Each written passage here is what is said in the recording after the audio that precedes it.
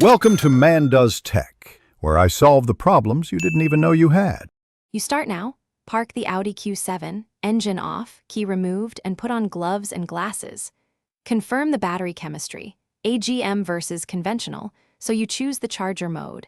This matters because charging profiles differ. Once confirmed, remove any plastic covers to expose terminals. Attach the red clamp to the positive terminal first to avoid sparks, then connect the black clamp to a solid chassis ground point away from the battery. Doing this reduces ignition spark risk and prepares the circuit for a safe charge. Once connected, set the charger to 12V and pick a charge rate. Choose a low rate for maintenance or a higher controlled rate for faster recovery.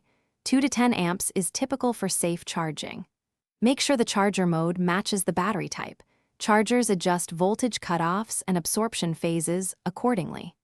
Start the charge and watch the charger's indicators while periodically checking battery voltage and temperature with a multimeter. If the battery heats excessively or voltage won't rise, stop and reassess to prevent damage.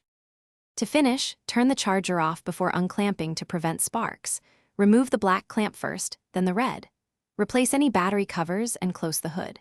Start the vehicle and confirm charging by measuring voltage. Expect roughly 13.7 to 14.7 volts with the engine running, because that verifies the alternator is replenishing the battery. If the battery won't hold charge or the charger never raises voltage, perform a load test. Inspect for heavy parasitic draws, corroded connections, or consider battery replacement. Thanks for watching. If you found this helpful, don't forget to like and subscribe.